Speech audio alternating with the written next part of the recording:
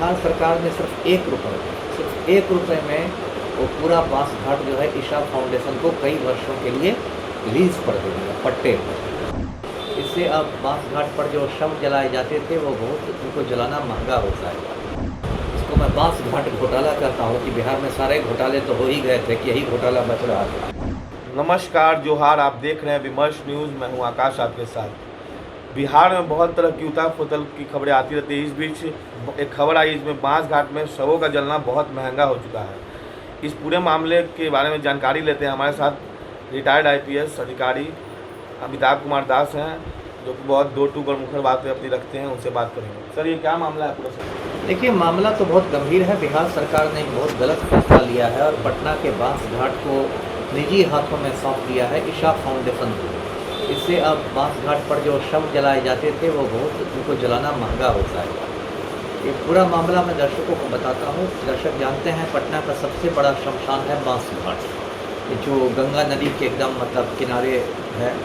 और चूँकि हिंदुओं में एक मान्यता है कि गंगा नदी को एक पवित्र नदी माना जाता है, गंगा को माँ का दर्जा दिया गया है, तो इसलिए गंगा के किनारे दाह संस्कार होना लोग अच्छा मानते हैं और उसके बाद वहीं दाह संस्कार करके अस्थियों को गंगा में प्रवाहित कर देते हैं। तो इसलिए बांस घाट में सिर्फ पटना के ही लोग नहीं आते हैं, बल्कि बिहार में और भी दूर दराज से भी लोग आते हैं।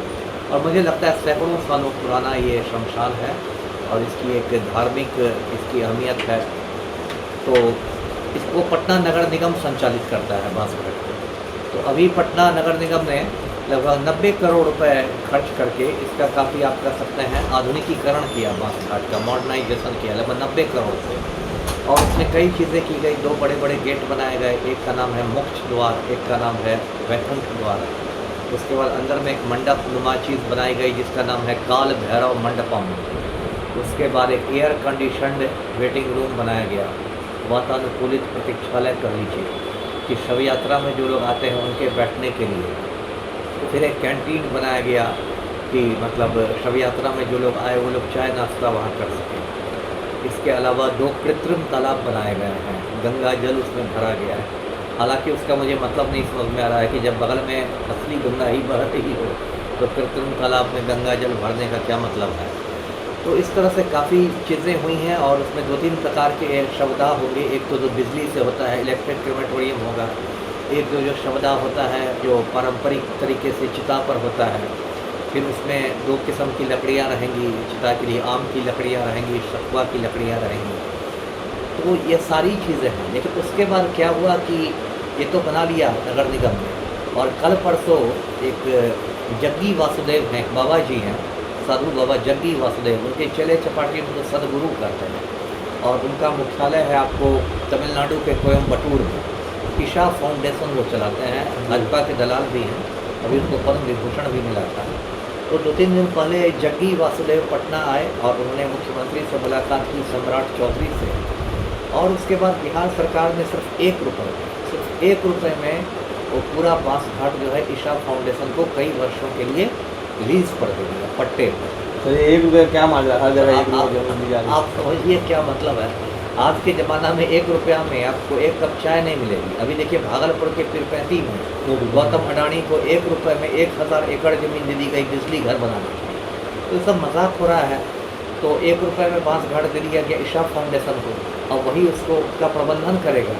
अब ईशा फाउंडेशन ने क्या किया है कि इतना महंगा बना दिया है वहाँ शवों को जलाना। पहले लगभग 300 रुपये में शव को जला दिया जाता था, अब बेसिक चार्ज कर दिया गया 3500 रुपये। और इसके अलावा उसमें नाई का खर्च अलग है, क्योंकि बहुत लोग घाट पर बाल मुड़वाते हैं। पंडित जी का खर्च अलग है, डोम का खर्च अलग है, लकड़ी का खर्च अलग है।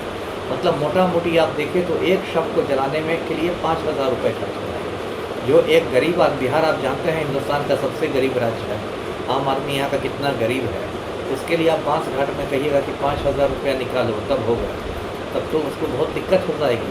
लेकिन ये व्यवसायीकरण हुआ है और इसको मैं बांस घाट घोटाला कहता हूँ कि बिहार में सारे घोटाले तो हो ही गए थे कि यही घोटाला बच रहा था। तो बांस घाट घोटाला भी सम्राट चौधरी ने कर दिया है। तो मैं यही चाहूँगा कि लोगों को इसका शांतिपूर्ण विरोध करना चाहिए, विपक्षी दलों को, मीडिया को, सिविल सोसाइटी को, पब्लिक को। जैसा कि अमिताभ कुमार दास जी से हमने बात की इस पूरे मुद्दे पर, उन्होंने अपनी बात को रखा। कैसा लगा आपको पूरा ये उनका बात, उनका विषय, जैसे उन्होंने कैसे भूमिका रखी, इस पर कैसा आपको लगा, अपने राय विचार जरूर दीजिएगा। तब तक के लिए मैं आकाश, अगले मुद्दे के लिए फिर मिलेंगे इनसे। धन्यवाद। जोहार।